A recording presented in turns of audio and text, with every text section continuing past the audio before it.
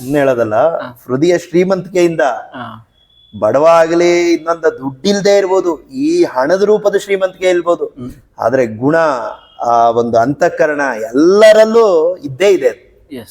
ಸ್ವಲ್ಪ ಫೋಕಸ್ ಮಾಡ್ಬೇಕಷ್ಟೇ ಅದಕ್ಕೆ. ಸ್ವಲ್ಪ ಅದಕ್ಕೆ ಮಾಡರ್ನೈಸೇಷನ್ ಅನ್ನೋದನ್ನ ಅದ್ರೆಲ್ಲೋ ದಾರಿ ತಪ್ಪಿಸ್ತಾ ಇದೆ ಅಂತಕ್ಕಂಥದ್ದು ನಿಮ್ಗೆ ಏನಾದ್ರು ಅನ್ಸುತ್ತಾ ಸರ್? ಇರ್ಬೋದು ಸ್ವಲ್ಪ, ಯಾಕೆಂದ್ರೆ ಹೌದು ಮೌಲ್ಯಗಳೆಲ್ಲ ಸ್ವಲ್ಪ ಮುಂಚೆ ಇದ್ದಷ್ಟು, ಯಾಕೆಂದ್ರೆ ಜನರೇಷನ್ ಗ್ಯಾಪ್ ಅಂತ ಇದ್ದೇ ಇರುತ್ತಲ್ಲ. ಈಗ ನಮ್ ತಾತ ಇದ್ದಷ್ಟು ಮೌಲ್ಯಯುತವಾಗಿ ನಮ್ಮ ಅಪ್ಪ ಇರ್ಲಿಲ್ಲ, ನಮ್ಮ ಅಪ್ಪ ಇದ್ದಷ್ಟು ಮೌಲ್ಯಯುತವಾಗಿ ನಾವಿರ್ಲಿಲ್ಲ. ಏನೋ ಕೆಲವು ಸೂಕ್ಷ್ಮ ವ್ಯಕ್ತಿಗಳು ಅದನ್ನೆಲ್ಲ ಹಿಡಿದಿಟ್ಕೊಂಡಿರ್ತಾರೆ ಸ್ವಲ್ಪ. ಅಷ್ಟು ಬಿಟ್ರೆ ಸ್ವಲ್ಪ ಪರ್ಸೆಂಟೇಜ್ ಕಮ್ಮಿ ಆಗ್ತಾ ಇದೆ ಅಂತ ಹೇಳ್ಬೋದು. ಇಲ್ವೇ ಸಂಪೂರ್ಣವಾಗಿ ಇಲ್ವೇ ಇಲ್ಲ ಅಂತ ಹೇಳಕ್ಕಾಗಲ್ಲ, ಬಟ್ ಹೇಗ್ ತೆಗಿಬೇಕು ಅಂತದ್ನೆಲ್ಲ ಏನು ಅಂದ್ರೆ ತಮ್ಮಂತವ್ರು, ಮಾಧ್ಯಮದವರು ಅಥವಾ ಇವರೆಲ್ಲ ಏನ್ ಮಾಡ್ಬೇಕು, ಅಲ್ಲಲ್ಲಿ ಎಲೆ ಮರೆ ತರ ಕೆಲಸ ಮಾಡೋರು ಇರ್ತಾರೆ, ಅವ್ರನ್ನೆಲ್ಲ ಹೋಗಿ ಹೆಕ್ ತೆಗೆದು ಸಮಾಜಕ್ಕೆ ಪರಿಚಯ ಮಾಡ್ಕೊಡ್ಬೇಕು. ನೋಡಿ ಇವತ್ತು ಇಂತಿಂತವ್ರು ಇದ್ದಾರೆ. ಯಾಕಂದ್ರೆ ಬಹುರತ್ನಾನಿ ವಸುಂಧರ ಅಂತ, ಈ ವಸುಂಧರ ಇದಳಲ್ಲ ಒಂದೇ ರತ್ನ ಅಲ್ಲ, ಬಹುರತ್ನಾನಿ ವಸುಂಧರ. ಇವಳೇನ್ ಬಂಜೆ ಅಲ್ಲ. ಇವತ್ತೊಬ್ಬ ಮಹಾತ್ಮ ಹೋದ್ನ ಇನ್ನೊಬ್ಬ ಮಹಾತ್ಮ ಹುಟ್ಟು ಬರ್ತಾನೆ, ಅವನ್ ಕಾಲ ಮುಗಿತಾ ಇನ್ನೊಬ್ಬ ಮಹಾತ್ಮ ಹುಟ್ಟು ಬರ್ತಾನೆ. ಇವಳು ಬಂಜೆ ಅಲ್ಲ, ವಸುಂಧರೆ ಇವಳು. ಬಟ್ ಅವ್ರಿಗೆ ಫೋಕಸ್ ಮಾಡ್ಬೇಕು. ಬಹುರತ್ನಾನಿ ರತ್ನಗಳು ಇಲ್ಲಿ ಹುಟ್ಟತಾನೆ ಇರುತ್ತೆ, ಒಂದಾದ್ಮೇಲೆ ಒಂದು ಹುಟ್ಟಿದ, ಅದಕ್ಕೆ ಯಾವ್ದಕ್ಕೂ ಕೊರತೆ ಇಲ್ಲ ಇಲ್ಲಿ. ಇವ್ರ ಮುಗಿದೋಯ್ತಾ ಇನ್ನೊಬ್ಬ ಯಾವ ಮಹಾತ್ಮ ಬರ್ತಾನೆ, ತನ್ನದೇ ಆದ ಸಾಮರ್ಥ್ಯಗಳಿಂದ, ತನ್ನದೇ ಆದ ವ್ಯಕ್ತಿತ್ವದಿಂದ ಇಡೀ ಜಗತ್ತನ್ನ ಆಶ್ಚರ್ಯಚಕಿತ ಮಾಡೋನು ಯಾರಾದ್ರೂ ಒಬ್ಬ ಹುಟ್ಟು ಬರ್ತಾನೆ, ಯಾವ್ದಾರು ಒಂದ್ ರೀತಿ. ಸರ್, ನೀವು ಯಾತ್ರೆ ಮಾಡ್ತಾ ಇದ್ರಿ, ಯಾತ್ರೆ ಮಾಡ್ಬೇಕಾದ್ರೆ ಇವಾಗ ಅಮ್ಮನ್ಗೆ ಹೇಳಿದ್ರು ಅವಾಗ ಒಂದು 68 ಹತ್ತತ್ರ 70 ವಯಸ್ಸಾಗ್ತಾ ಬಂತು. ಅವಾಗ ಅವರಿಗೆ ಸೊಂಟ ನೋವು ಆಗಿರ್ಬೋದು, ಇನ್ನು ಯಾಕಂದ್ರೆ ನೀವು ಅಟ್ಲೀಸ್ಟ್ ಮಿನಿಮಮ್ ಒಂದ್ ಏನಿಲ್ಲ ಅಂದ್ರೆ 100 ಕಿಲೋಮೀಟರ್ ಅಷ್ಟು ನೀವು ಟ್ರಾವೆಲ್ ಮಾಡ್ತಾ ಇದ್ರಿ ದಿನಕ್ಕೆ. ಸೊ ಅವಾಗ ಅವ್ರ ಬಗ್ಗೆ ಯಾವ ತರ ಕೇರ್ ತಗೊಂತ ಇದ್ರಿ? ಅವ್ರಿಗೆ ಸೊಂಟ ನೋವು ಆಗಿರ್ಬೋದು ಅಥವಾ ಕುಡಿಯೋ ನೀರಿನ ವ್ಯವಸ್ಥೆ ಆಗಿರ್ಬೋದು. ಇವಾಗ ಬಿಕಾಸ್ ಬೇರೆ ಬೇರೆ ಕಡೆ ಹೋದಲ್ಲೆಲ್ಲ ನಿಮ್ಗೆ ನೀರಿನ ತೊಂದರೆಗಳು ಒಂದೊಂದ್ ಕಡೆ ಆಗುತ್ತೆ. ಬಿಕಾಸ್ ಒಂದೊಂದ್ ಕಡೆ ಏನಾಗುತ್ತೆ ಅಂದ್ರೆ ಮಧ್ಯ ರೋಡಲ್ಲಿ ಹೋಗ್ತಾ ಇದ್ರೆ ಅಲ್ಲಿ ಯಾವ್ದು ಅಂಗಡಿ ಇರಲ್ಲ, ಒಂದೊಂದ್ ಸೈಡು ಮರುಭೂಮಿ ಅಂತ ಪ್ರದೇಶಗಳು ಅಲ್ಲೂ ಇರುತ್ತೆ. ಆ ತರದ ಸಿಚುವೇಶನ್ ಗಳನ್ನ ಹೆಂಗೆ ಹ್ಯಾಂಡಲ್ ಮಾಡ್ತಾ ಇದ್ರಿ? ಹೆಂಗೆ ಅಂತಂದ್ರೆ ಅಮ್ಮ ಆ ತರದ ಸಿಚುವೇಶನ್ ಗಳಿಗೆ ಅಮ್ಮ ಯಾವ ತರ ಹ್ಯಾಂಡಲ್ ಅಂದ್ರೆ? ನಮ್ಮಮ್ಮ ಏನು ಅಂದ್ರೆ ಗಟ್ಟಿಗಿತ್ತಿ. ಯಾಕಂದ್ರೆ ಚಿಕ್ಕದ್ರಿಂದ ನನ್ನ ಕಣ್ಣಿಂದ ನೋಡ್ತಾ ಇದ್ದೆ. ನಮ್ಮಲ್ಲಿ 10 ಜನ ಇದ್ದು, 10 ಪೀಪಲ್. ಬೆಳಗ್ಗೆ 4:45 ಗಂಟೆಗೆ ಎದ್ರೆ ನಮ್ಮಮ್ಮ ಒಲೆ ಉರಿ ಹಾಕೋರು. ಒಲೆ ಉರಿ ಹಿಂದ್ಲ ದಿನನೇ ಸೌದೆ ಎಲ್ಲ ತಂದಿಟ್ಕೋಬೇಕಾಗಿತ್ತು. ಒಲೆ ಉರಿ ಹಾಕಿ ನೀರನ್ನು ಬಿಸಿ ಮಾಡೋದು, ಸ್ನಾನಕ್ಕೆ ಎಲ್ಲರಿಗೂ ಅಣಿ ಮಾಡೋದು, ಮತ್ತೆ ಕೆಳಗಡೆ ಬೀದಿ ನಲ್ಲಿಯಿಂದ ನೀರ್ ತರೋದು ಅಥವಾ ಬಾವಿಯಿಂದ ನೀರ್ ಸೇದೋದು ಅಥವಾ ಬೋರಿಂಗ್ ಒತ್ತಬೇಕು. ಈ ತರದ್ದೇ ಎಲ್ಲಾರು ನಮ್ ದೊಡ್ಡಪ್ಪಂದ್ರ ಮನೆಗೆ ರಜೆಗಳಿಗೆ ಹೋಗ್ತಿದ್ರೆ ಎಲ್ಲ ಬೋರಿಂಗ್ ಇರೋದು, ಅಲ್ಲಿಂದ ಒತ್ಕೊಂಡು ಎಲ್ಲರಿಗೂ ಬೇಕಾದ ನೀರು. ಮತ್ತೆ ಇದಲ್ದೆ ನಮ್ಮಮ್ಮ ಎಲ್ಲಿರ್ತಾರೋ ಆ ಜಾಗದಲ್ಲಿ ಕಿಚನ್ ನಮ್ಮ ಅಮ್ಮಂಗೆ ಬಿಟ್ಕೊಟ್ಬಿಡೋರು. ನಮ್ ದೊಡ್ಡಮ್ಮನ ಮನೆಗೆ ಹೋಗ್ಲಿ ಅಥವಾ ನಮ್ಮ ಇನ್ಯಾರದ ಚಿಕ್ಕಮ್ಮಂದ್ರ ಮನೆಗೆ ಹೋಗ್ಲಿ, ಎಲ್ಲ ಅಡುಗೆ ಮನೆ ಕಿಚನ್ ಇನ್ಚಾರ್ಜ್ ಎಲ್ಲ ನಮ್ಮಮ್ಮ. ಎಲ್ಲರಿಗೂ ತಿಂಡಿ ತೀರ್ಥಗಳು ರೆಡಿ ಮಾಡ್ಬೇಕು. ನಾವು ಸ್ಕೂಲು ಕಾಲೇಜ್ಗಳಿಗೆ ಹೋಗ್ತಿದ್ದೋ. ನಮ್ಮಲ್ಲಿ ನಮ್ಮ ಸೋದರದತ್ತೆ ಮಕ್ಕಳು, ನಮ್ಮ ಸೋದರ ಮಾವನ ಮಕ್ಕಳನ್ನೆಲ್ಲ ನಾವೇ ಇಟ್ಕೊಂಡಿದ್ವಿ. ಎಲ್ಲ ನಮ್ಮ ತಾಯಿನೇ ಬೆಳೆಸಿರೋದು, ನಮ್ಮ ಅತ್ತೆ ಮಕ್ಕಳನ್ನ, ಇವ್ರನ್ನೆಲ್ಲ ನಮ್ಮ ಅಮ್ಮನೇ ಇದ್ ಮಾಡಿರೋದು. ಹಾಗಾಗಿ ಇವ್ರು ಏನು ಎಲ್ಲರ ಕ್ಷೇಮ ಚಿಂತನೆ ಮಾಡ್ಬೇಕಾಗಿತ್ತು. ಎಲ್ಲ ಮನೆ ಗೃಹಿಣಿ ಯಜಮಾನಿ ಯಾರು ಇರ್ತಾರೆ ಅವ್ರು ಈ ಕೆಲಸಗಳೆಲ್ಲ ಮಾಡ್ಬೇಕು, ಸೊ ಪ್ರೂವ್ ಮಾಡ್ಬೇಕು. ಹಂಗಾಗಿ ಅದನ್ನೆಲ್ಲ ಏನ್ ಮಾಡೋರು, ನಮ್ಮಮ್ಮ ಪಾಪ ನಿರ್ವಂಚನೆಯಿಂದ ಎಲ್ಲ ಕೆಲಸನೂ ಮಾಡೋದು. ತಿಂಡಿ ಊಟ ರೆಡಿ ಮಾಡೋದು, ಮತ್ತೆ ಅದಾದ್ಮೇಲೆ ಪಾತ್ರೆ ತೊಳೆಯೋದು, ನೆಲ ಒರೆಸೋದು, ಕಸ ಗುಡಿಸೋದು. ಈಗಿನ ಸುಖದ ಸಾಧನಗಳು ಯಾವ್ದು ಇರ್ಲಿಲ್ಲ. ಹೇಳಿ ಕೇಳಿ ನಾವು ಮೈಸೂರವ್ರಾದ್ರಿಂದ ದೋಸೆ ಇಡ್ಲಿ ಎಲ್ಲ ರುಬ್ಬಬೇಕು, ಕೈಯಲ್ಲೇ ರುಬ್ಬೋದು, ಮಿಕ್ಸಿ ಇರ್ಲಿಲ್ಲ. ಈ ತರದ್ನೆಲ್ಲ ಅವರು ಯಾವುದೇ ಸುಖದ ಸಾಧನಗಳ ಸಹಾಯ ಇಲ್ಲದೆ ಎಲ್ಲಾನು ಮ್ಯಾನ್ಯುಯಲಿ ಶರೀರ ಮುಖೇನ ಮಾಡಿರೋದ್ರಿಂದ ಸೊ ಅವ್ರಿಗೆ ಇನ್ಬಿಲ್ಟೆ ಶಕ್ತಿ ಅನ್ನೋದು ನನಗಿಂತ 10 ಪಟ್ಟು ಸ್ಟ್ರಾಂಗ್ ಇದ್ದಾರೆ ನಮ್ಮಮ್ಮ. ಇವತ್ತು ಕೂಡ ಅಷ್ಟೇ ಸ್ಟ್ರಾಂಗ್. ಸ್ವಲ್ಪ ಏನು ಅಂದ್ರೆ ಹತ್ತೋದು ಸ್ವಲ್ಪ ಇತ್ತೀಚೆಗೆ ಕಷ್ಟ ಪಡ್ತಿದ್ದಾರೆ ಅಷ್ಟೇ, ಎತ್ತರ ತುಂಬಾ ಸ್ಟೀಪ್ ಇದ್ರೆ. ಅದರ್ವೈಸ್ ಅವರು ಬೇರೆ ಪ್ಲೈನ್ ಇದ್ರಂತೂ ಕಾಲ್ನ ಒಳ್ಳೆ ಹುಲಿ ತರ ಹೆಜ್ಜೆ ಆಗ್ತಾರೆ. ಅಲ್ಲ, ನಾವ್ ಇವಾಗ್ಲೂ ಅದನ್ನ ಅಬ್ಸರ್ವ್ ಮಾಡ್ಬೋದು. ನೀವು ಅವಾಗ್ಲಿಂದ ಒದ್ದಾಡ್ತಾ ಇದೀವಿ ಆ ಕಡೆ ಈ ಕಡೆ ಅವ್ರು ಕೂತಿದ್ದಾರೆ. 1 ಗಂಟೆ ಆಗ್ತಾ ಬಂತು, ಹತ್ತತ್ರ ಹಂಗೆ ಕೂತಿದ್ದಾರೆ, ಹಂಗೆ ಕೂತಿದ್ದಾರೆ. ಅಲ್ಲ, ನಾವು ನಿಮ್ಮ ಜನರೇಷನ್ ಬಿಟ್ಟು ನಾನ್ ತುಂಬಾ ಚಿಕ್ಕ ಹುಡುಗ. ನಾನ್ ನಿಂದ ವಯಸ್ಸಲ್ಲಿ ಆ ಕಡೆ ಈ ಕಡೆ ಆಗ್ತಾ ಇಲ್ಲ, ಕಾಲು ಕೆಳಗಡೆ. ಅವರು ಗಟ್ಟಿಗೆ ಹಂಗೆ ಕೂತಿದ್ದಾರೆ. ಆ ಸ್ಟ್ರಾಂಗ್ನೆಸ್ ಅವರಲ್ಲಿ ಕಾಣಿಸ್ತಾ ಇದೆ. ಹಂಗಾಗಿ ಯಾವುದೇ ಸುಖದ ಸಾಧನಗಳು ಅಡ್ಜಸ್ಟ್ ಆಗದೆ ಇಲ್ಲದೆ ಇವತ್ತಿನವ್ರಿಗೆ ಏನಾಗ್ಬಿಡುತ್ತೆ ಅಂದ್ರೆ, ಈಗ ಮಿಕ್ಸಿ ಬಂದಿದೆ, ಗ್ರೈಂಡರ್ ಬಂದಿದೆ, ಎಲ್ಲ ಹಾಕ್ಬಿಡ್ತಾರೆ, ಹಿಂಗ್ ಕೈ ಕಟ್ಟಿ ಅದೇ ಯಾರ ಕೆಲಸದವ್ರು ಬಂದು ಕ್ಲೀನ್ ಮಾಡ್ಬಿಡ್ತಾರೆ. ಬಟ್ಟೆನೂ ಅಷ್ಟೇ, ನಾವೆಲ್ಲ ಬಿಸಿನೀರಲ್ಲಿ ಬಟ್ಟೆ ನೆನೆಸಿ ಕಂಕಳು ಕಾಲರು ಇದನ್ನೆಲ್ಲ ಬ್ರಷ್ ಅಲ್ಲಿ ಉಜ್ಜಿ ಕೈಯಲ್ಲಿ ಕುಕ್ಕರ್ಸಿ ಅದನ್ನ ಹಿಂಡಿ ಹಿಂಗೆ ಎರಡೆರಡು ಸರಿ ಜಾಲಿಸಿ ಈ ತರ ಎಲ್ಲ ಮಾಡ್ತೀವಿ.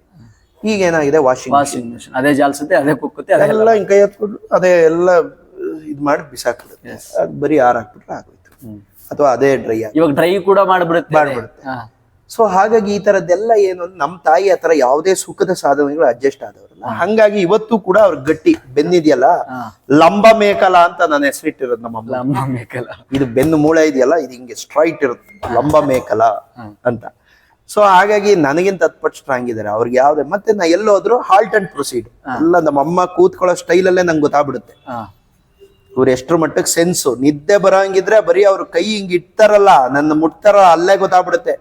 ಯಾಕಮ್ಮ ನಿದ್ದೆ ಬರ್ತಾ ಇದೀಯಾ, ಇನ್ನೇನು ಮಾತಾಡಲ್ಲ, ನೆಕ್ಸ್ಟ್ ಯಾವ ದೇವಸ್ಥಾನ ಸಿಗುತ್ತೆ ಸ್ವಲ್ಪ ಇರು ಅಂತ ಅಂದ್ಬಿಟ್ಟು ಅಲ್ಲಿ ಕರ್ಕೊಂಡು ಹೋಗೋದು. ಒಂದು ಚಾಪೆ ನಮ್ಮ ಹತ್ರನೇ ಇರುತ್ತಲ್ಲ, ಫೋಲ್ಡಬಲ್ ಚಾಪೆ ಹಾಸೋದು, ಅಲ್ಲಿರೋ ಬ್ಯಾಗ್ನೇ ದಿಂಬಾಗಿ ಮಾರ್ಪಾಡ್ ಮಾಡೋದು, ಮಲಗಿಸ್ಬಿಡೋದು. 1 hour ಕಂಪ್ಲೀಟ್ ನಿದ್ದೆ ಮಾಡು, ಮಂಪ್ರು ಹೋಗ್ಲಿ. ಎದ್ದಾದ್ಮೇಲೆ ಆಮೇಲೆ ಇಷ್ಟ ಇದ್ರೆ ಹೋಗೋದು, ಇಲ್ಲ ಇವತ್ತು ಇಲ್ಲೇ ಇರ್ಬೇಕು, ಮುಗ್ದೋಯ್ತು. ಏನು ಹೋಗ್ಲೇಬೇಕು ಮಾಡ್ಲೇಬೇಕು ಅನ್ನೋದು ಏನಿಲ್ಲ. ನೀನ್ ಎಲ್ಲಿ ಕಂಫರ್ಟ್ ಇವತ್ತು ಇರ್ಬೇಕಾ, ಇಲ್ಲೇ ಆಗ್ತಾ ಇಲ್ವಾ, ಇವತ್ತು ಇದ್ದು ಬಿಡೋಣ, ಮುಗ್ದೋಯ್ತು. ಆ ತರದ್ದು ಎಲ್ಲ ವಿಚಾರಗಳಿಂದ. ಅಮ್ಮ, ನೀವು ಸುಮಾರು ಒಂದು ಹತ್ತತ್ರ 90,000 ಕಿಲೋಮೀಟರ್ ಓಡಾಡಿದ್ರಿ. ನಿಮ್ಮ ಅನುಭವ ಹೆಂಗಿದೆ?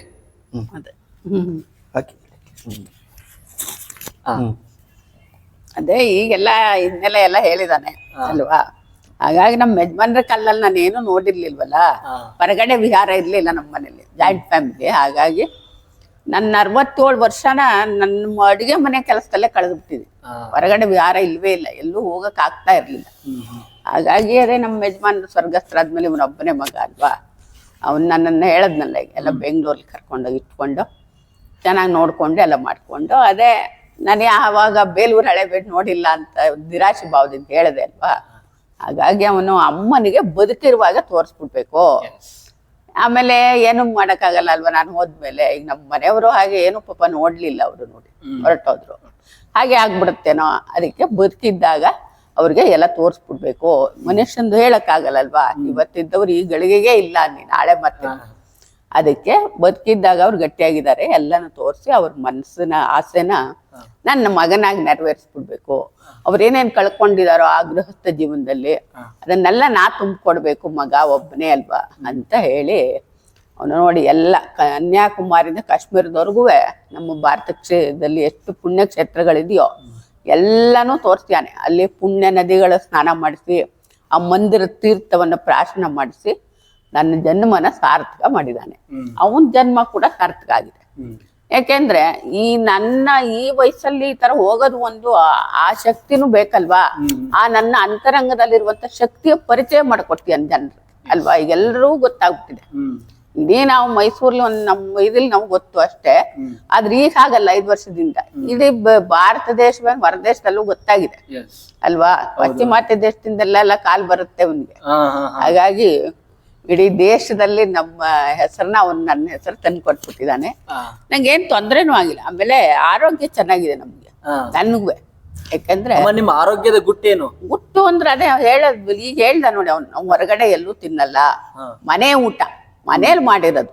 ನಾವು ಅಂತಲೆಲ್ಲ ಯಾರ್ದಾರು ಮನೆ ಒಟ್ಟಿನಲ್ಲಿ ಯಾರು ಕರೀತಾರಲ್ವ ನಮ್ಮನ್ನು ಭಕ್ತರುಗಳೀಗ. ಹಾಗಾಗಿ ಮನೇಲಿ ಮಾಡಿರೋ ಪದಾರ್ಥ ಮಾತ್ರ ತಿಂತೀವಿ. ದೇವಸ್ಥಾನ ಮಠ ಯಾತ್ರೆ ಸಮಯದಲ್ಲೆಲ್ಲ ಹಾಗೆ ಮಾಡಿದ್ರು. ದೇವಸ್ಥಾನ, ಆಶ್ರಮಗಳು, ಮಂದಿರಗಳು, ಮಠ, ಧಾರ್ಮಿಕ ಕ್ಷೇತ್ರಗಳು, ಈ ಸಂತರ ಇರುವಂತ ಕ್ಷೇತ್ರ ಇರುತ್ತಲ್ಲ ಅಂತರದ್ದು. ಹೀಗಾಗಿ ಕೆಲವು ನಮ್ಮನ್ನ ಯಾತ್ರೆ ಸಮಯದಲ್ಲಿ ಜನಗಳು ಎಲ್ಲ ಪರಿಚಯ ಆಗಿದೆ ಅಲ್ವಾ. ಪಾಪ ಮನೆಗೂ ಕರೆದು ನಮ್ಮನ್ನ ಪ್ರೀತಿಯಿಂದ ಜಾಗ ಕೊಟ್ಟು ಊಟದ ವ್ಯವಸ್ಥೆ ಎಲ್ಲ ಮಾಡಿದ್ದಾರೆ. ಹಾಗೆ ಮನೆ ಊಟ ಮಾತ್ರ ಹೋಟ್ಲ ಗಿಟ್ಲು ತರ್ತೀವಿ ಅಂದ್ರೆ ನಮ್ಗೆ ಒಪ್ಪದೇ ಇಲ್ಲ. ಹಾಗಾಗಿ ನಮ್ ಗುಟ್ಟದೆ ಆ 2 ವೇಳೆ ತಿನ್ನೋದು ನಾವು. ಆಮೇಲೆ ಯಾತ್ರೆ ಸಮಯದಲ್ಲಿ ಏನಾಗುತ್ತೆ, 2 ವೇಳೆ ಹೆಚ್ಚೆ ತಿಂದು ಬಿಡೋದು, ಹೊಟ್ಟೆ ಕೆಡಿಸ್ಕೊಳ್ಳೋದು ಮಾಡಲ್ಲ. ಕಾಫಿ ಟೀ ಕುಡಿತಾ ಇರ್ಲಿಲ್ಲ, ಈಗ್ಲೂ ಕುಡಿಯಲ್ಲ, ಎಲ್ಲ ಬಿಟ್ಬಿಟ್ಟಿದ್ವಿ. ಈಗ ನೋಡಿ ಅಲ್ಲಿ ಕೇಳ್ತಾರೆ, ಯಾವ್ದು ಕುಡಿಯಲ್ಲ ನಾವು. ಹಾಲನ್ನು ಕುಡಿಯಲ್ಲ. ಹಾಗಾಗಿ ನಮ್ಗೆ ಆದ್ರಿಂದಾನೇ ನಮ್ಗೆ ಹೊಟ್ಟೆ ಚೆನ್ನಾಗಿದೆ. ಅವನ ಆರೋಗ್ಯನೂ ಹಾಗೆ ಇಟ್ಕೊಂಡೆ, ನನಗೂ ಹಾಗೆ ಇಟ್ಬಿಟ್ಟಿದ್ದಾನೆ. ಹಾಗಾಗಿ ಆರೋಗ್ಯ ಚೆನ್ನಾಗಿದ್ದಿದ್ಲೇ ಇಷ್ಟು ದೊಡ್ಡ ಯಾತ್ರೆ ನಮಗ್ ಮಾಡಕ್ ಸರಿ ಆಯ್ತು ಅಲ್ವಾ, ಸುಸೂತ್ರವಾಗಿ. ಆ ಭಗವಂತನ ಅನುಗ್ರಹ ಕೂಡ ನಮ್ಗೆ ಜಾಸ್ತಿ ಸಿಕ್ಕಿದೆ. ನಾವೇನೇ ಪ್ರಯತ್ನ ಮಾಡಿರ್ಬೋದು, ಆದ್ರೆ ದೇವ್ರದ್ದು ಒಂದು ಸಂಕಲ್ಪ ಅಂತಿರುತ್ತೆ ಅಲ್ವಾ, ದೈವೇಚ್ಛೆ ಅಂತಾರ ನೋಡಿ, ಹಾಗೆ ಅದು ಕೂಡ ನೋಡಿ ನಮಗ್ ಪೂರಕ ಅಂತಾರಲ್ಲ, ಆ ಮನುಷ್ಯನ ಪ್ರಯತ್ನಕ್ಕೆ ಆ ಭಗವಂತನ ಅನುಗ್ರಹ ಪೂರಕ ಆಯ್ತು, ಜಾಸ್ತಿನೇ ಸಿಕ್ಕಿದೆ ನಮ್ಗೆ. ಆ ಭಗವಂತನ ಅನುಗ್ರಹ ಅತಿಯಾಗೆ ಸಿಕ್ಬಿಟ್ಟಿದೆ.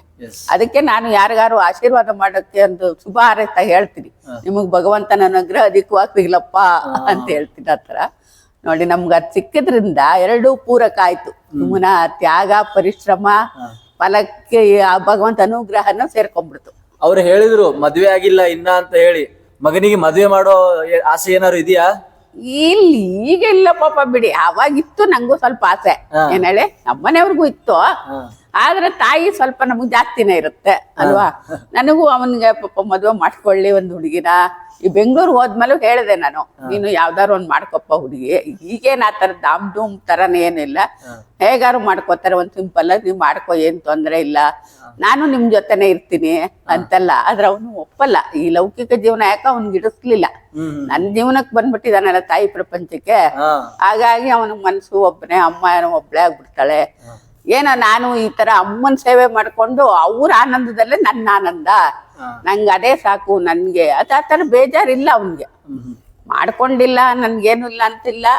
ನನಗೊಂದ್ ಸ್ವಲ್ಪ ಇತ್ತು, ಆದ್ರೆ ಈಗ ಅವ್ನ್ ಕನ್ವಿನ್ಸ್ ಮಾಡಿ ಇಟ್ಕೊಂಡ್ಬಿಟ್ಟಿದಾನ ನನ್ನಲ್ವಾ. ಹಾಗಾಗಿ ನಾನು ಅದ್ರ ಬಗ್ಗೆ ಏನ್ ಜಾಸ್ತಿ ಅವ್ನಿಗೆ ಹೇಳಕ್ ಹೋಗಲ್ಲ. ಯಾಕೆಂದ್ರೆ ಅದು ಅವ್ರವ್ರ ಇಷ್ಟ ಮದ್ವೆ ಅಂತ ಮಾಡ್ಕೊಳ್ಳೋದು. ಯಾಕೆಂದ್ರೆ ಅದು ಒಂದು ಸಂಬಂಧ, ಗಂಡ ಹೆಂಡ್ತಿರ್ದು ಒಂದು ಸಂಬಂಧ ಇರುತ್ತೆ. ಅದ್ ಬರೀ ಊಟ ತಿಂಡಿ ಮಾಡೋದೇ ಅಲ್ಲ ಅಲ್ವಾ, ಬೇರೆ ಸಂಬಂಧಗಳಿರುತ್ತೆ, ಅದಕ್ಕೆಲ್ಲ ಮನ್ಸು ಹೋಗ್ಬೇಕು ಅಲ್ವಾ. ಆಗ ಅವ್ನಿಗೆ ಈ ಲೌಕಿಕ ಜೀವನ ಇಷ್ಟನೇ ಇಲ್ಲ ಅಂದ್ಮೇಲೆ ಅದನ್ನ ಮಾಡೋ ಏನ್ ಮಾಡ್ತಾನೆ. ಹಾಗಾಗಿ ನೀವು ಫೋರ್ಸ್ ಮಾಡ್ಲಿಲ್ಲ, ನೀವು ಫೋರ್ಸ್ ಮಾಡ್ಲಿಲ್ಲ, ಜಾಸ್ತಿ ಪ್ರೆಸ್ ಮಾಡಕ್ ಹೋಗ್ಲಿಲ್ಲ. ಯಾವಾಗ ಅವ್ನು ಹೇಳ್ದ ನಾ ಮಾಡ್ಕೊಳಲ್ಲ, ನನಗೂ ಎಲ್ಲೂ ಹುಡುಗಿ ನೋಡ್ಬೇಡಿ, ನಾನು ಹೀಗೆ ಇರ್ತೀನಿ ಮೊದ್ಲೇ ಹೇಳಿದ್ದ. ಅವ್ರ ತಂದೆ ಇದ್ದಾಗ್ಲೇ ಹೇಳಿದ್ದ. ಇನ್ ತಂದೆ ಹೋಗೇ ಬಿಟ್ರು, ನಾನೊಬ್ಳೆ ಆಗೋದೆ. ಈಗ ಅವನ್ಗೆ ಇನ್ನೂ ವೈರಾಗ್ಯ ಹುಟ್ಟಾಗ್ಬಿಡ್ತು. ಯಾವಾಗ ಈ ಯಾತ್ರೆ ಶುರು ಮಾಡ್ತಾ ಅಮ್ಮನ್ ತೋರಿಸ್ಬೇಕು ಅಂತ ಅವ್ನಿಗೆ ಇನ್ನೂ ವೈರಾಗ್ಯ ಹುಟ್ಟಿ ನೋಡಿ, ತಾಯಿ ಪ್ರಪಂಚಕ್ಕೆ ಬಂದ್ಬಿಟ್ಟು ಅದರಲ್ಲೇ ಇರ್ತೀನಿ ಅಂತಾನೆ. ಹಂಗಿನೇನ್ ಆಸೆನೂ ಇಲ್ಲ. ಅಷ್ಟು ದೊಡ್ಡ ಕೆಲಸ ನೋಡಿ, ತಿಂಗಳಿಗೆ 60,000 ರೂಪಾಯಿ ಸಂಬಳ ತಗೋತಾ ಇದ್ದ, ಇನ್ಸೆಂಟಿವ್ ಇನ್ನು ಅದು ಎಲ್ಲ ಜಾಸ್ತಿ. ಅಂತ ಕೆಲ್ಸನ ಬಿಟ್ಟೆ ಬಿಟ್ಟ. ಇಲ್ಲ ಮಗ ಇವಾಗ ಏನಾದ್ರು ಕೆಲ್ಸಕ್ಕೆ ಹೋಗ್ಬೇಕು ಅಂತ ಅನ್ಸುತ್ತೆ ನಿಮ್ಗೆ? ಇಲ್ಲ ಈಗ ಹೋಗಲ್ಲ, ಸಾಕು ದುಡಿದು ಚೆನ್ನಾಗಿ ಇಟ್ಕೊಂಡಿದ್ದಾನೆ, ಅದನ್ನೆಲ್ಲ ನನ್ನ ಅಕೌಂಟ್ಲೇ ಇಟ್ಟಿದ್ದಾನೆ. ಬಡ್ಡಿ ಬರುತ್ತೆ ನಮ್ಗೆ, ಅದ್ರಲ್ಲಿ ಬಡ್ಡಿ ಬರುತ್ತೆ. ಸ್ವಂತ ಮನೆ ಇದೆ, ಮನೆ ಅವ್ರ ತಂದೆಗಿಂದ ಬಂದಿರೋದು. ಹಾಗಾಗಿ ಇನ್ನು ಮಾಡ್ಕೊಂಡೇನು ಇಲ್ಲ, ಯಾರು ಕೊಡ್ಬೇಕು, ಅದು ಸಂಪಾದನೆ ಮಾಡಿ ಅಲ್ವಾ. ಸಾಕು, ನಾವು ಸರಳ ಜೀವನ ನಡೆಸ್ತಾ ಇರೋದು, ಏನು ಧೂಮ್ ಧಾಮ್ ಲ್ಯಾಬಿಸ್ ಜೀವನ ನಡೆಸಲ್ಲ. ಇಬ್ರು ಅಷ್ಟೇ ಸರಳವಾಗಿ ಏನ್ ಬೇಕೋ ದಿನನಿತ್ಯದ ಖರ್ಚು ಅದೆಲ್ಲ ಮಾಡ್ಕೋದು. ಒಬ್ಬರನ್ನ ಬೇಡದೆ ಅಲ್ವಾ, ಇನ್ನೊಬ್ಬರ ಮೇಲೆ ಡಿಪೆಂಡ್ ಆಗದೆ ನಮ್ಮನ್ನ ನಾವು ಮಾಡ್ಕೊಂಡಿರಕ್ ನಮ್ಮ ಹತ್ರ ಇದೆ. ಮಗನ ಬಗ್ಗೆ ಎಷ್ಟು ಹೆಮ್ಮೆ ಇದೆ ನಿಮ್ಗೆ? ಅದೇ ಇಷ್ಟೆಲ್ಲ ತೋರಿಸ್ಯಾನಲ್ಲ. ಈಗ ತಂದೆ ತಾಯಿಗಳ ಋಣ ತೀರ್ಸೋದು ಒಂದು ಮುಖ್ಯ ಆದರ್ಶ ಅದು ಅಲ್ವೇ. ತಾಯಿ ತಂದೆ ಋಣ ತೀರ್ಸೋದು ನೀವು ಧರ್ಮಶಾಸ್ತ್ರದಲ್ಲೆಲ್ಲ ಕೇಳಿದಿರಿ, ಈ ಎಲ್ಲ ಜ್ಞಾನಿಗಳು ಹೇಳೋದು ಎಲ್ಲ ಕೇಳಿದಿರಲ್ವ. ಅದು ಇದ್ದುದ್ರು ತಾಯಿಗೆ ಪ್ರಥಮ ಸ್ಥಾನ ಅಂತ ಬೇರೆ ಹೇಳುತ್ತೆ ವೇದಗಳಲ್ಲಿ ಎಲ್ಲ. ಹಾಗಾಗಿ ನೋಡಿ, ಆ ವೇದಕ್ಕೆ ತಕ್ಕಾಗಿ ನನಗೆ ತಾಯಿಗೆ ಪ್ರಥಮ ಸ್ಥಾನ ಕೊಟ್ಟಿದ್ದಾನೆ, ಅವನು ಫಸ್ಟ್ ಪ್ರಿಫರೆನ್ಸ್ ಕೊಟ್ಟಿದ್ದಾನೆ. ಹಾಗಾಗಿ ಇನ್ನ ಏನಾದ್ರು ನೋಡೋ ಆಸೆ ಇದೆಯಾ? ಇನ್ನ ಬೇರೆ ಬೇರೆ ಏನಾದ್ರು ನೋಡೋ ಆಸೆಗಳಿದ್ಯಾ? ಇನ್ನೇನಿಲ್ಲ, ಎಲ್ಲ ತೋರ್ಸ್ಬಿಟ್ಟಿಯಾನೆ. ಏನು ಸ್ವಲ್ಪ ಪಾಶ್ಚಿಮಾತ್ಯ ದೇಶದಲ್ಲಿ ಏನಾರು ಒಂದ್ 2-3 ತೋರ್ಸೋಣ ಅಂತ ಅವ್ನಿಗೆ ಇಷ್ಟ ಇದೆ.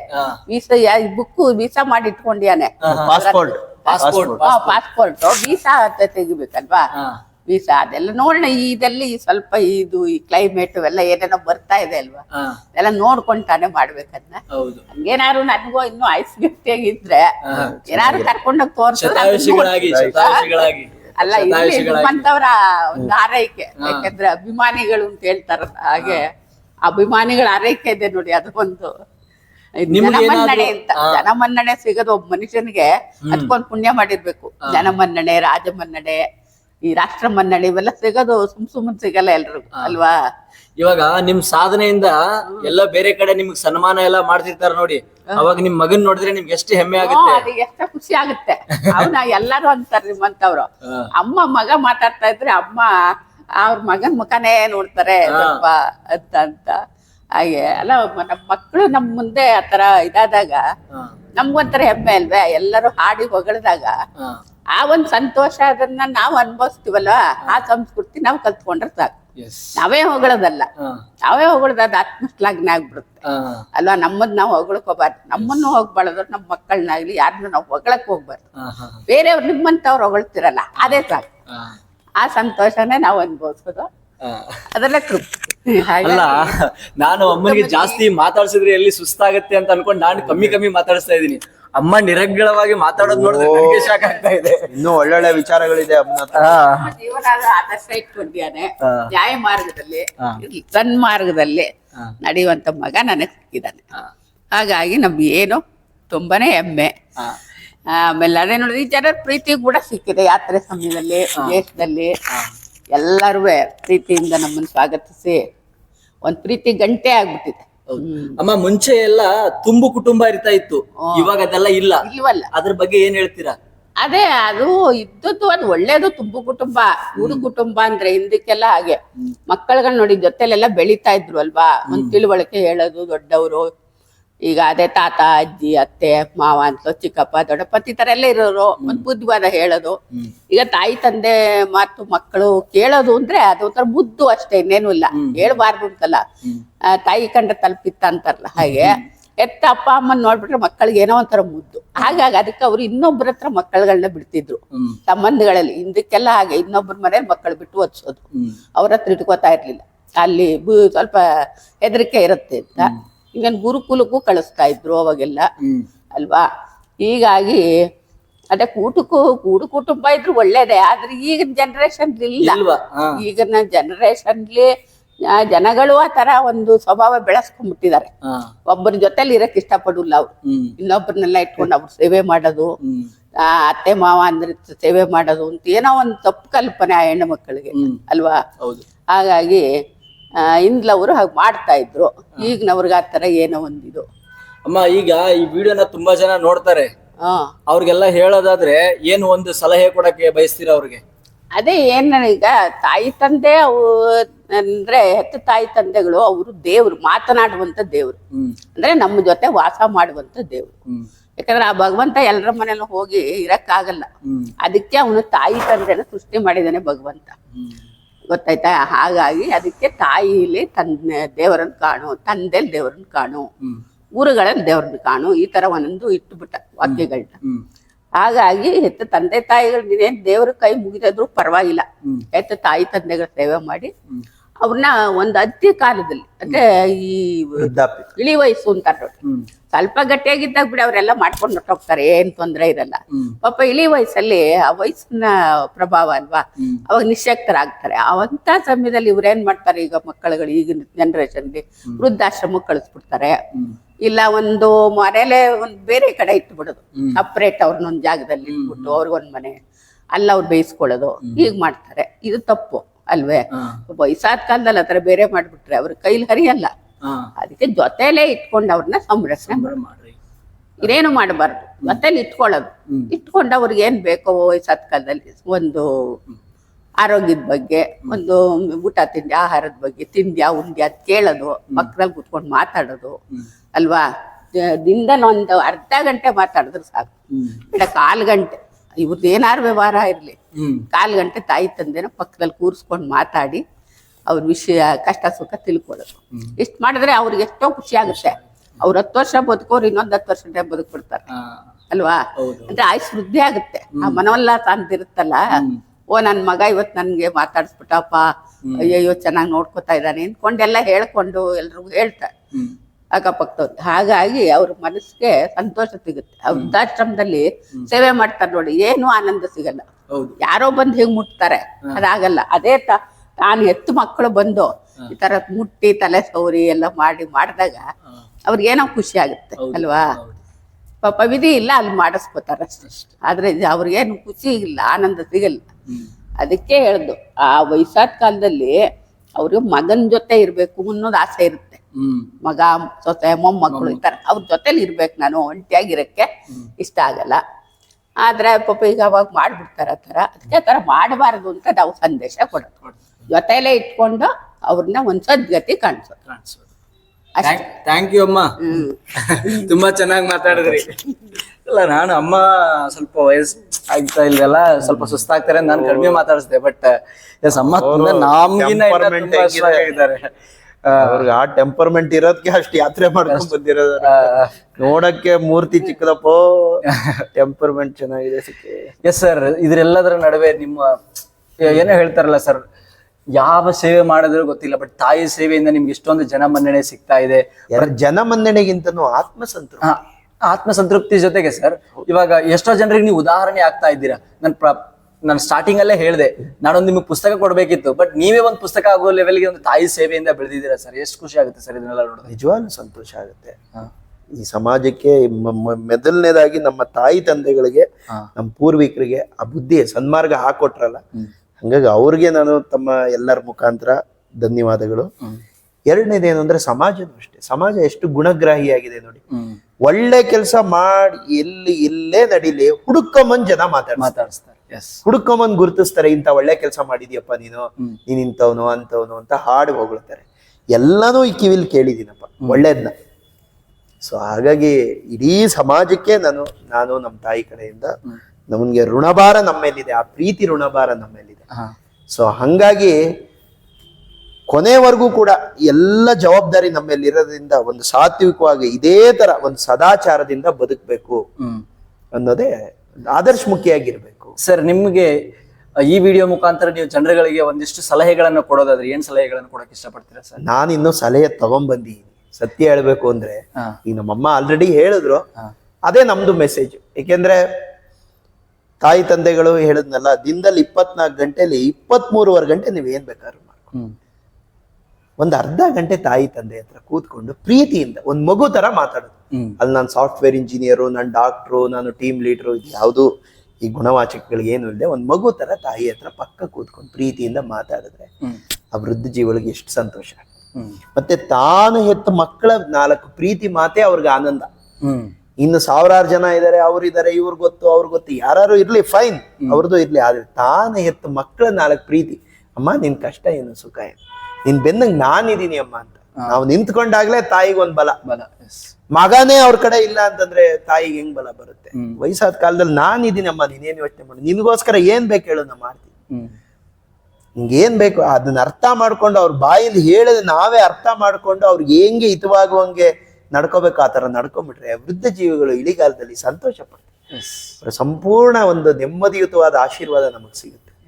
ಸರ್, ನೀವು ಅವಾಗ್ಲೇ ಮಾತಾಡ್ತಾ ಹೇಳ್ತಾ ಇದ್ರಿ, ಎಲ್ಲೇ ಹೋದ್ರು ಕಿಚನ್ ಡಿಪಾರ್ಟ್ಮೆಂಟ್ ಅಮ್ಮನಿಗೆ ಕೊಡ್ತಾ ಇದ್ರು ಅಂತ.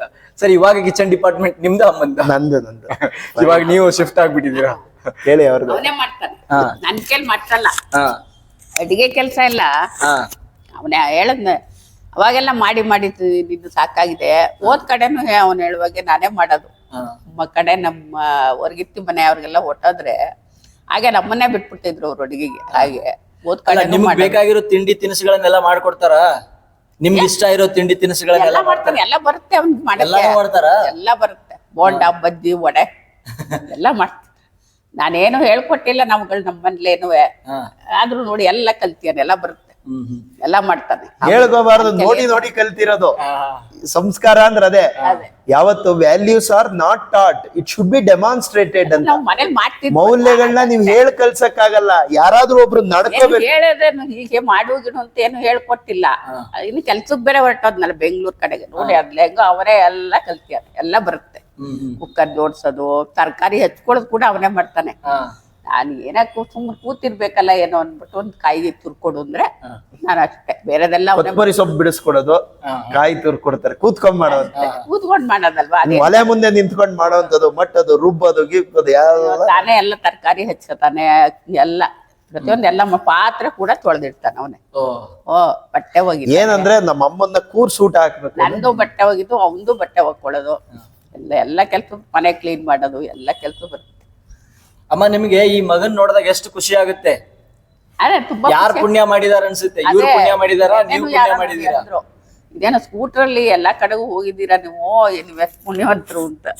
ಅಲ್ಲಿ ಅಲ್ಲ, ಇದನ್ನೆಲ್ಲ ನೋಡಿದಾಗ ನಿಮ್ಮ ಮಗ ಪುಣ್ಯವಂತನ, ನೀವು ಪುಣ್ಯವಂತನ? ನಾನು ಪುಣ್ಯವಂತೆ. ಏನಿಲ್ಲ, ಇಬ್ರು ಪುಣ್ಯವಂತ. ಯಾಕೆಂದ್ರೆ ತಾಯಿ ಸೇವೆ ಮಾಡೋ ಭಾಗ್ಯ ಅವನಿಗೆ ಸಿಕ್ಕಿದೆ ನೋಡಿ, ಅಲ್ವಾ? ಅದರಿಂದ ಅದು ಒಂದು ಎಲ್ಲ ಅದೇ ಅದಕ್ಕೆ ಅವನಿಗೆ ನಮಸ್ಕಾರ ಮಾಡ್ತಾರೆ ಜನ. ಯಾಕೆ ಹೇಳಿ, ತಾಯಿಯ ಸೇವೆ ಮಾಡ್ತಿರುವಂತೆಲ್ಲ ಅಂತ ಅವ್ನು ಚಿಕ್ಕವನಾದ್ರೂ ಅವನಿಗೆ ಮಾಡ್ತಾರೆ. ಆ ಭಾಗ್ಯ ಯಾರಿಗೆ ಸಿಗುತ್ತೆ? ತಾಯಿ ಸೇವೆ ಮಾಡೋ ಭಾಗ್ಯ. ಅದಕ್ಕೆ ಅವನಿಗೂ ನಮಸ್ಕಾರ ಮಾಡ್ತಾರೆ. ಆತರ ಇಬ್ರು ಪುಣ್ಯವಂತ. ಸರ್, ವಿಡಿಯೋದ ಕೊನೆಯ ಭಾಗಕ್ಕೆ ಬಂದಿದ್ದೀವಿ. ಅದ್ರ ಸ್ವಲ್ಪ ಇದೆಲ್ಲ ನೋಡಕ್ಕೆ ಮಾಡಕ್ಕೆ ಹೆಚ್ಚು ಪುಣ್ಯ ಒಂದ್ ಸ್ವಲ್ಪ ನನಗ್ ಸಿಕ್ಕಿದೆ ಅಲ್ವಾ. ಕೆಲವರಿಗೆ ಪಾಪ ಏನು ಸಿಕ್ಕಲ್ಲ, ಮನೆ ಬಿಟ್ಟೆ ಅಲ್ಲಾಡಲ್ಲ ಅಲ್ವಾ. ಅಂತಾದ್ರಲ್ಲಿ ಆ ಸ್ಕೂಟ್ರಲ್ಲಿ ಎಂತ ಜಾಗಗಳು ಎಷ್ಟು ಕಡೆ ತಿರುಗ್ತಿರೋದು ಇದೆಲ್ಲ ತಿರುಗಿಸಿದಾನೆಲ್ಲ, ಅದು ಒಂದು ಎಲ್ಲ ಅದೇ ಅಂತ. ನೀವೆಷ್ಟು ಪುಣ್ಯ ಮಾಡಿದ್ರಿ ಇಂಥ ಮಗನ್ ಪಡ್ಕೊಂಡು ಇದೆಲ್ಲ ನೋಡಿದ್ರಲ್ಲ ಅಂತ. ಅದೇ ತೋರ್ಸಕ್ಕೆ ಅವನು ಪುಣ್ಯ ಮಾಡಿದಾನೆ. ಜೀವನದ 68 ವರ್ಷ ಏನು ನೋಡಿದ್ರು 70ನೇ ವರ್ಷದಲ್ಲಿ ಅರ್ಧ ಪ್ರಪಂಚ ನೋಡ್ಬಿಟ್ರು. 70 ವರ್ಷದಲ್ಲಿ ಇಡೀ ದೇಶನ ನೋಡ್ಕೊಂಡ್ ಬಂದಾಗ 4 ದೇಶ ನೋಡ್ಕೊಂಡ್ ಬಂದ್ರು. ಪಕ್ಕದಲ್ಲಿರೋ ದೇವಸ್ಥಾನಕ್ಕೆ ಹೋಗ್ತಿರ್ಲಿಲ್ಲ, ಹೋಗಕ್ ಆಗ್ತಿರ್ಲಿಲ್ಲ ನಮ್ಗೆ. ಸರ್, ನನ್ನ ವಿಡಿಯೋದ ಕೊನೆಯಲ್ಲಿ ಎಲ್ರಿಗೂ ಒಂದ್ 2 ಪ್ರಶ್ನೆಗಳನ್ನ ಕೇಳ್ತೀನಿ. ಸರ್, ಈ ಯಾತ್ರೆ ಮುಗಿಸಿದ್ರಿ, ಎಲ್ಲವೂ ಮಾಡಿದ್ರಿ, ಬಟ್ ಯಾರಿಗಾರು ಸಾರಿ ಕೇಳೋದಿದ್ರಿ, ಯಾರಿಗೆ ಸಾರಿ ಕೇಳಕ್ ಇಷ್ಟಪಡ್ತೀರಾ ಸರ್? ಯಾರಿಗಾರು ತುಂಬಾ ಥ್ಯಾಂಕ್ಸ್ ಹೇಳೋದಿದ್ರಿ, ಯಾರಿಗಾರು ತುಂಬಾ ಥ್ಯಾಂಕ್ಸ್ ಹೇಳಕ್ ಇಷ್ಟಪಡ್ತೀರಾ?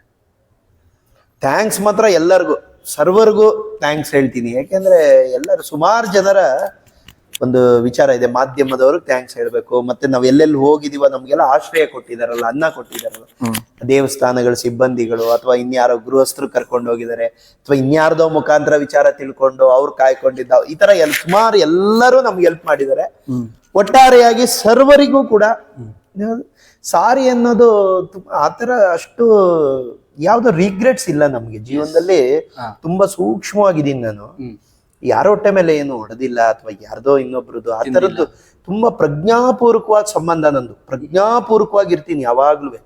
ಎಲ್ಲೂ ಕೂಡ ಪ್ರಜ್ಞೆನ ಸ್ವಲ್ಪ ಕೆಲವೊಂದು ಸಂದರ್ಭಗಳಲ್ಲಿ ಕಳ್ಕೊಳ್ಳಲ್ಲ, ಮೈಮರಿ ಅಲ್ಲ ನಾನು. ಸುಮ್ಮನೆ ಇದ್ದಂಗೆ ಇರ್ತೀನಿ ಅಷ್ಟೇ. ಒಳಗಡೆ ಆತ್ಮ ಜಾಗೃತಿ ಅನ್ನೋದು ಯಾವಾಗ್ಲೂ ಇರುತ್ತೆ. ಸೊ ಯಾರಿಗೂ ಕೂಡ ಅಷ್ಟೇ ಆ ತರದ ಅನ್ಯಾಯಗಳು ಇಲ್ಲ ಸರ್. ಯಾರ ಹೊಟ್ಟೆ ಮೇಲೆ ತರ ಇನ್ನೂ ತ್ಯಾಗ ಮಾಡ್ಬಿಡ್ತೀನಿ. ಅಂತ ಸಂದರ್ಭ ಬಂತು ಅಂದ್ರೆ ಬಿಟ್ಕೊಟ್ಬಿಡ್ತೀರಾ? ನಾನೇ ಬಿಟ್ಕೊಟ್ಬಿಡ್ತೀನಿ. ನಾನು ಫೈಟ್ ಗಿಳಿಯಲ್ಲ ಅದನ್ನ.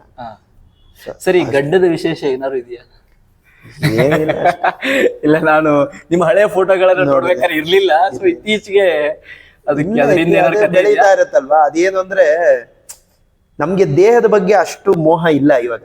ಏನಾಗತ್ತೆ ಅಂದ್ರೆ ನಿಮ್ಗೆ ಆತ್ಮಜ್ಞಾನ ಬೆಳೀತಾ ಬೆಳೀತಾ ಮನ್ಸು ಉದಾತ್ತ ಮಟ್ಟಕ್ಕೆ ಹೋಗ್ತಾ ಹೋಗ್ತಾ ದೇಹದ ಬಗ್ಗೆ ನಿಮ್ಗೆ ಪ್ರಜ್ಞೆ ಫೋಕಸ್ ಕಮ್ಮಿ ಆಗುತ್ತೆ. ಕರೆಕ್ಟ್ ಸರ್, ಅಲ್ಲ ನೀವ್ ಹೇಳಿದ್ದು ಕರೆಕ್ಟ್. ಶಂಕರಾಚಾರ್ಯರು ಒಬ್ಬ ಆತ್ಮಜ್ಞಾನಿ ಯಾವ ತರ ಇರ್ತಾನೆ ಅಂತ ಒಂದು ಯಾವ್ದೋ ಒಂದು ಶ್ಲೋಕದಲ್ಲಿ ಹೇಳಿದ್ದಾರೆ. ದಿಗಂಬರೋವ ಅಪಿ ಸಾಂಬರೋವ.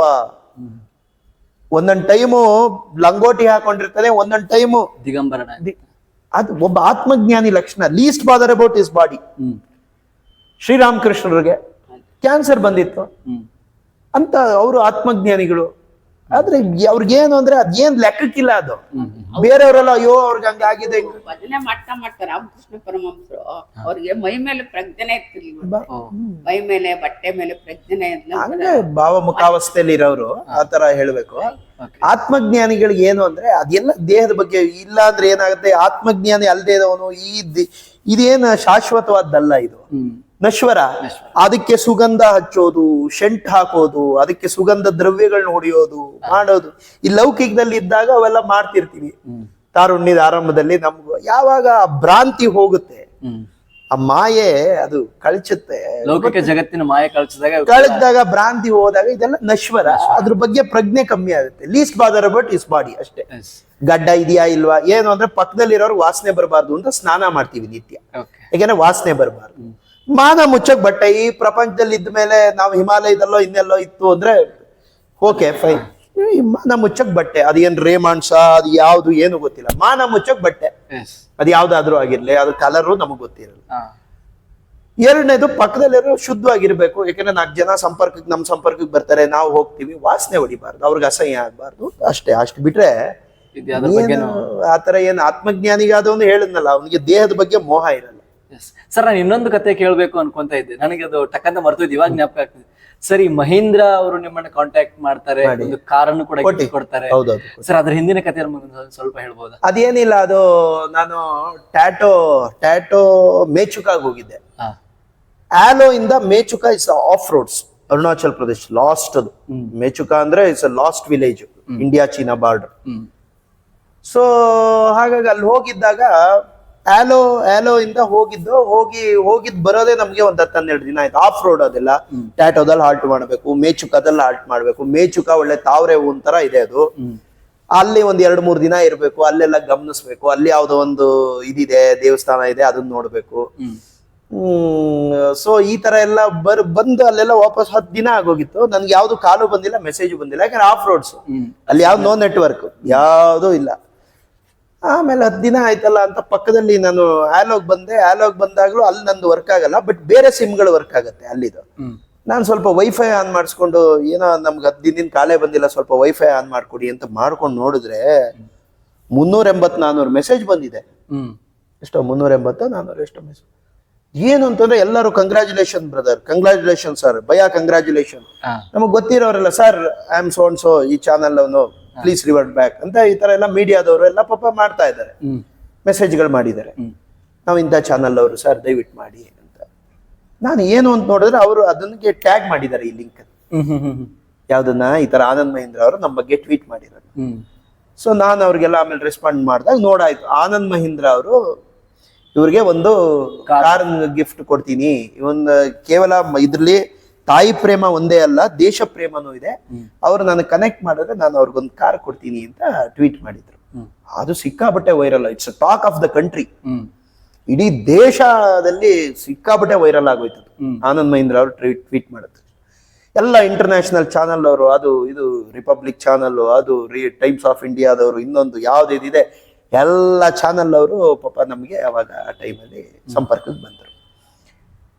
ಎಲ್ಲ ಬಂದ ಮೇಲೆ ನಾನು ಅವ್ರಿಗೆಲ್ಲ ಆಮೇಲೆ ಇದು ಮಾಡಿದೆ. ನಾನು 1 ವರ್ಷ ಅದನ್ನ ಅವ್ರಿಗೆ ಧನ್ಯವಾದ ಹೇಳಿ ಸುಮ್ಮನಿದ್ದೆ. ಫಾಲೋ ಅಪ್ ಮಾಡಿದ್ರು ಅವರೇ.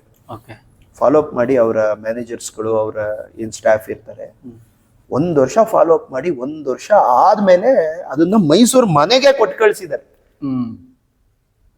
ಅಲ್ಲಿಂದನೇ ಬಿಲ್ ಮಾಡಿ ಅದನ್ನ ವಿತ್ ರಿಜಿಸ್ಟ್ರೇಷನ್ ಮನೆಗೆ ಕೊಟ್ಟು ಕಳಿಸಿದ್ದಾರೆ. ಹಾಗಾಗಿ ತಮ್ಮ ಮಾಧ್ಯಮದ ಮುಖಾಂತರ ಆನಂದ್ ಮಹೀಂದ್ರ ಸರ್ಗೆ ಮತ್ತೆ ಎಲ್ಲ ಅವರ ಇಡೀ ಟೀಮ್ಗೆ ನಾನು ತಮ್ಮ ಮಾಧ್ಯಮದ ಮುಖಾಂತರ ನನ್ನ ಹಾಗೂ ನಮ್ಮ ತಾಯಿ ಪರವಾಗಿ ವಿಶೇಷವಾದ ಧನ್ಯವಾದಗಳನ್ನ ಅರ್ಪಿಸ್ತೀನಿ.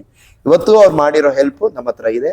ನಮ್ಮ ಹೃದಯದಲ್ಲಿ ಆ ಭಾವನೆನ, ನೀವು ಕೊಟ್ಟಿರೋ ಕಾಣಿಕೆನ, ಅವ್ರನ್ನ ಕಾಣಿಕೆಗಳ ರಾಜ ಅಂತಾನೆ ಅಂದ್ಬಿಟ್ರು ನಮ್ಮಮ್ಮ. ಕಿಂಗ್ ಆಫ್ ಗಿಫ್ಟಿಂಗ್ ಅಂತ, ಕಾಣಿಕೆಗಳ ರಾಜ. ಎಷ್ಟೋ ಜನ ಕೊಟ್ಟಿದ್ದಾರಲ್ಲ ಅವರು. ಸೊ ಹಾಗಾಗಿ ಇವತ್ತು ಕೂಡ ನಿಮ್ಮ ಪ್ರೀತಿ ಋಣ ನಮ್ಮಲ್ಲಿ. ಸರ್, ನೀವು ಅದನ್ನ ಇಸ್ಕೊಳ್ಬೇಕಾದ್ರೆ ನಾನು ನಿಮ್ಮ ನ್ಯೂಸ್ ಬೈಟ್ ನೋಡಿದ್ದೆ. ಸೊ ಇದನ್ನ ನಾನು ಸಮಾಜಕ್ಕೋಸ್ಕರ, ಸೇವಾ ಜೀವನಕ್ಕೆ ಹೌದು ಸೇವಾಜಿ. ಯಾಕೆಂದ್ರೆ ಏನೇ ಒಂದು ಆದರ್ಶಮುಖಿ ಕಾರ್ಯ ಅಥವಾ ಎಮರ್ಜೆನ್ಸಿ, ಮೆಡಿಕಲ್ ಎಮರ್ಜೆನ್ಸಿ ಇರ್ಬೋದು, ಎಮರ್ಜೆನ್ಸಿ ಪರ್ಪಸ್ಗೆ ಅದನ್ನು ಯೂಸ್ ಮಾಡೋದು. ಏನ ನಾನು ಋಷಿ ಜೀವನ ಮಾಡ್ತಿರ್ತ ಸ್ಕೂಟ್ರಲ್ಲೇ ಓಡಾಡೋದು. ತುಂಬಾ ತೀರಾ ಅನಿವಾರ್ಯ ಸಂದರ್ಭಗಳಲ್ಲಿ ಅದನ್ನ ಒಂಚೂರು ಯೂಸ್ ಮಾಡೋದು. ಯಾಕೆಂದ್ರೆ ಕಾರ್ ಕೊಟ್ಟಾಗ ಅದೇನೋ ಹಾಗೇನು ನಿಲ್ಲಿಸಬಾರ್ದಂತಲ್ಲ. ಅದು ಫಸ್ಟ್ ಸರ್ವಿಸ್ ಆಗ್ಬೇಕಾದ್ರೆ ಅದೆಷ್ಟೋ 2-3 ಸಾವಿರ ಓಡಿರ್ಬೇಕು. ಸೆಕೆಂಡ್ ಸರ್ವಿಸ್ ಆಗ್ಬೇಕಾದ್ರೆ ಒಂದಿಷ್ಟು ಓಡಿರ್ಬೇಕು. ಅವಾಗ್ಲೇ ಆಯಿಲ್ ಚೇಂಜ್ ಮಾಡಕ್ಕಾಗೋದು, ಅಥವಾ ಇನ್ನೇನೇನೋ ಚೇಂಜ್ ಮಾಡ್ಬೇಕು ಇಂತಿಂತದ್ದು.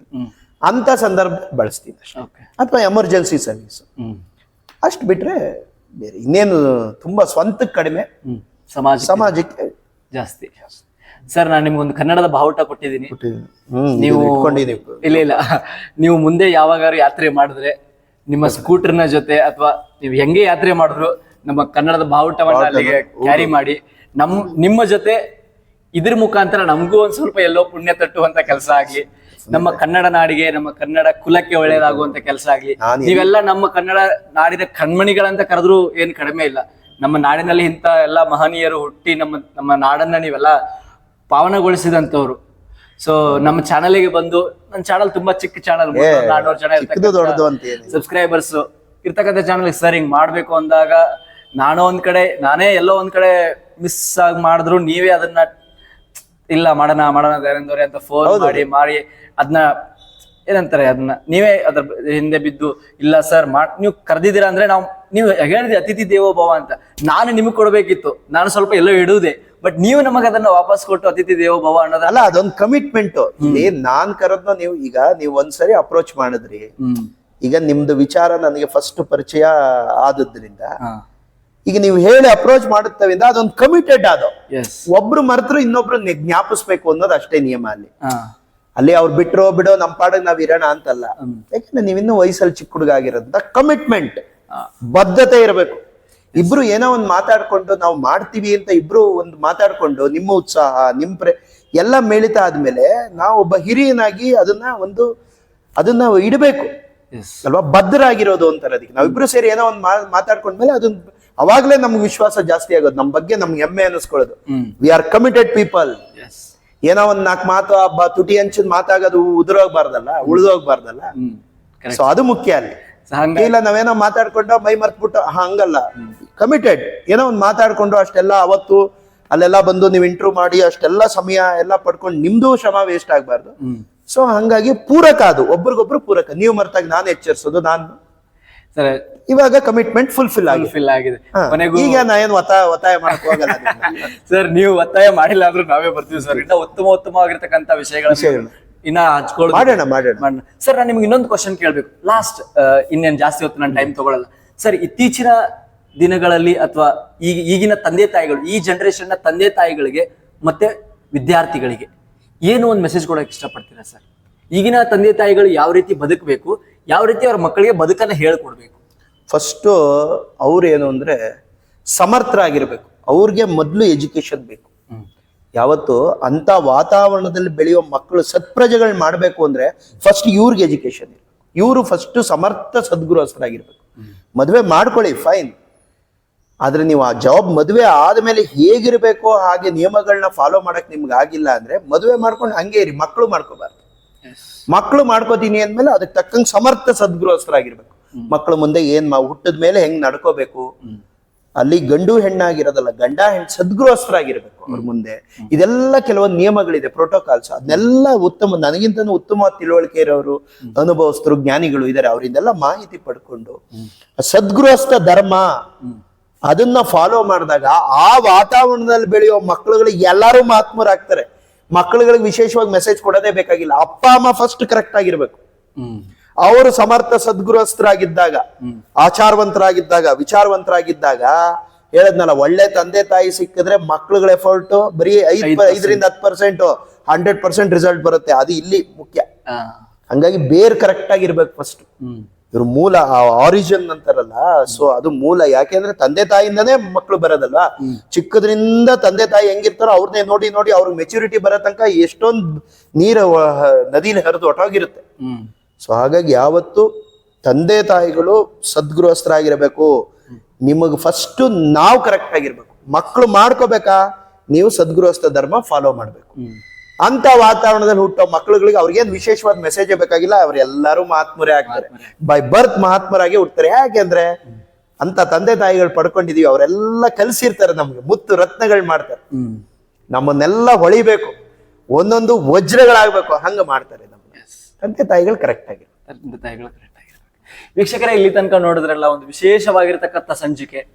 ನಾನು ಯಾವಾಗ್ಲೂ ಅನ್ಕೊಂತ ಇರ್ತೀನಿ, ನಾನು ಒಂದಿಷ್ಟು 13-14 ಎಪಿಸೋಡ್ಗಳನ್ನ ಮಾಡಿದ್ದೀನಿ ಹತ್ತತ್ರ. ಸೊ ನನಗೆ ಅದರಲ್ಲಿ ಈ ಎಪಿಸೋಡ್ ಮೇಲೆ ಅತೀವವಾಗಿರ್ತಕ್ಕಂಥ ಪ್ರೀತಿ, ಒಂದು ಏನ್ ಹೇಳ್ತಾರೆ, ಈ ಎಪಿಸೋಡ್ ಮೇಲೆ ಅತಿಯಾದ ಗೌರವ. ಬಿಕಾಸ್ ನಾ ಈ ಎಪಿಸೋಡ್ ಅಲ್ಲಿ ಯಾವುದೇ ಎಂಟರ್ಟೈನ್ಮೆಂಟ್ ಕೇಳಲಿಲ್ಲ, ಯಾವುದೇ ಟೈಮ್ ಪಾಸ್ಗೋಸ್ಕರ ಮಾತಾಡ್ಲಿಲ್ಲ. ಈ ಮಾತಾಡಿರೋದು ನಮ್ಮ ಜೀವನದಲ್ಲಿ ಪ್ರತಿಯೊಂದನ್ನು ನಾವು ಅನುಭವಿಸ್ಬೇಕು, ಯಾವ ತರ ಅನುಭವಿಸ್ಬೇಕು, ಯಾವ ತರ ಅದನ್ನ ಫಾಲೋ ಅಪ್ ಮಾಡ್ಬೇಕು, ಯಾವ ತರ ಸನ್ಮಾರ್ಗದಲ್ಲಿ ನಡಿಬೇಕು ಅನ್ನೋದನ್ನ ತುಂಬಾ ಚೆನ್ನಾಗಿ ನಮ್ಮ ಜೊತೆ ಇಂದಿಷ್ಟು ತಮ್ಮ ಅಮೂಲ್ಯವಾಗಿರ್ತಕ್ಕಂಥ ಸಮಯವನ್ನ ನಮಗೋಸ್ಕರ, ನಿಮ್ಮೆಲ್ಲರಿಗೋಸ್ಕರ ಕೊಟ್ಟಿದ್ದಾರೆ. ಅವ್ರಿಗೆ ನಮ್ಮ ಕಡೆಯಿಂದ ಪ್ರೀತಿಯ ಧನ್ಯವಾದಗಳನ್ನ ತಿಳಿಸ್ತಾ ಇದ್ದೇನೆ. Thank you so much sir. Thank you so much ಅಮ್ಮ. ಮತ್ತೊಮ್ಮೆ ನಿಮ್ಮೆಲ್ಲರಿಗೂ ಕೂಡ ವೀಕ್ಷಕರಿಗೆಲ್ಲ ನಮಸ್ಕಾರ. ವಿಶೇಷವಾಗಿ ಇಷ್ಟೊತ್ತು ನಿಮ್ಮ ಸಮಯನ ನಮ್ಮ ಜೊತೆ ಕಳೆದಿದ್ದೀರಾ, ನನ್ನ ಮತ್ತೆ ನಮ್ಮ ತಾಯಿ ಜೊತೆ. ಹಾಗಾಗಿ ನಿಮಗೂ ಕೂಡ ನಮ್ಮ ತಾಯಿ ನನ್ನ ಪರವಾಗಿ ವಿಶೇಷವಾದ ಅಂತಂತ ಪ್ರಶ್ನೆಗಳು ಕೇಳಿ ಇಂಟ್ರೂ ಚೆನ್ನಾಗಿ ಬರ್ಬೇಕು ಅಂದ್ರೆ ನೀವು ಕಾರಣ. ಯಾಕಂದ್ರೆ ನೀವು ಅಂತ ಪ್ರಶ್ನೆಗಳನ್ನ ಕೇಳಿದೀರಾ. ಹಂಗಾಗಿ ಏನೋ ನಮ್ಮ ಏನ್ ತೋಚುತ್ತೋ ಅದನ್ನ ನಾನು ಹೇಳಿದೀನಿ. ಏನಾದ್ರೂ ತಪ್ಪಿದ್ರೆ ದಯವಿಟ್ಟು ಕ್ಷಮಿಸ್ಬೇಕು ವೀಕ್ಷಕರು. ಅಲ್ಲ, ನಿಮ್ಮಂತ ಹಿರಿಕರ ಆಶೀರ್ವಾದ ನಮ್ಮ ಮೇಲೆ ಇರ್ಲಿ. ಇನ್ನ ಈ ಚಾನಲ್ ತುಂಬಾ ಗ್ರೋ ಜಾಸ್ತಿ ಬೆಳೀತಾ ಬೆಳೀಲಿ. ನಿಮ್ ಚಾನಲ್ ಎಲ್ಲ ದೇಶದ ಮೂಲೆ ತಲುಪುವಂತ ಎಪಿಸೋಡ್ಗಳು ಮಾಡಿ, ಅಂತಂತ ಸಾಧಕರನ್ನ ಪರಿಚಯ ಮಾಡಿ, ಅಂತ ಉತ್ತಮವಾದ ಕಾರ್ಯಕ್ರಮಗಳು ಮಾಡಿ ಎಲ್ಲ ಕಡೆ ನಿಮ್ಮ ಕೀರ್ತಿ ಪಸರಿಸಲಿ ಅಂತ ನಾನು ಹಾರೈಸ್ತೀನಿ. ನಿಮ್ಮ ಆಶೀರ್ವಾದಕ್ಕೆ ತುಂಬಾ ಪ್ರೀತಿಯ ಧನ್ಯವಾದಗಳು. ತುಂಬ ಹೃದಯದ ಧನ್ಯವಾದಗಳನ್ನ ತಿಳಿಸ್ತೀನಿ. ವೀಕ್ಷಕರೇ, ಮತ್ತೆ ಮುಂದಿನ ವಾರ ನಾನು ಹೊಸ ಎಪಿಸೋಡ್ಗಳ ಮುಖಾಂತರ ಮುಂದೆ ಬರ್ತೀನಿ. ಬಟ್ ನಾನು ಈ ಎಪಿಸೋಡ್ ನಾನು ನಿಮ್ಗೆ ಪಾರ್ಟ್ ಬೈ ಪಾರ್ಟ್ ಕೊಡ್ತಾ ಹೋಗ್ತೀನಿ. ಬಿಕಾಸ್ ಒಂದೇ ಸಲ ನೀವು ಜಾಸ್ತಿ ಊಟ ಮಾಡಿದ್ರೆ ಅದು ಅರ್ಗಿಸ್ಕೊಳಕ್ ಆಗಲ್ಲ. ಸೊ ಸ್ವಲ್ಪ ಸ್ವಲ್ಪ ಊಟ ಮಾಡೋಣ. ಅದು ಯಾವ್ದು ಊಟ? ಜ್ಞಾನದ ಊಟ, ಭಕ್ತಿಯ ಊಟ. ಸೊ ಅದನ್ನ ಸ್ವಲ್ಪ ನಿಧಾನಕ್ಕೆ ಅರಗಿಸ್ಕೊಳ್ತಾ ಹೋಗೋಣ. ಈ ವಿಡಿಯೋ ನಿಮಗೆ ಸುಮಾರು ಪಾಠಗಳಾಗಿ ಬರುತ್ತೆ. ನೀವು ಯಾವ ತರ ನಮ್ಮ ಹಳೆಯ ವಿಡಿಯೋಗಳಿಗೆ ಪ್ರೀತಿ ಪ್ರೋತ್ಸಾಹವನ್ನ ತುಂಬಿದಿರೋ ಅದೇ ರೀತಿ ಈ ಎಪಿಸೋಡ್ಗಳಿಗೂ ನಿಮ್ಮ ಪ್ರೀತಿ ಪ್ರೋತ್ಸಾಹವನ್ನ ತುಂಬಿ ಅಂತ ಹೇಳ್ತಾ ಮತ್ತೆ ಮುಂದಿನ ವಿಡಿಯೋದಲ್ಲಿ ಸಿಗ್ತೀನಿ. ಅಲ್ಲಿ ತನಕ ನೋಡ್ತಾ ಇರಿ ಎಲ್ರು. ಥ್ಯಾಂಕ್ಸ್ ವಿತ್ ಅಂಕಲ್ಗೆ ನಮಸ್ಕಾರ.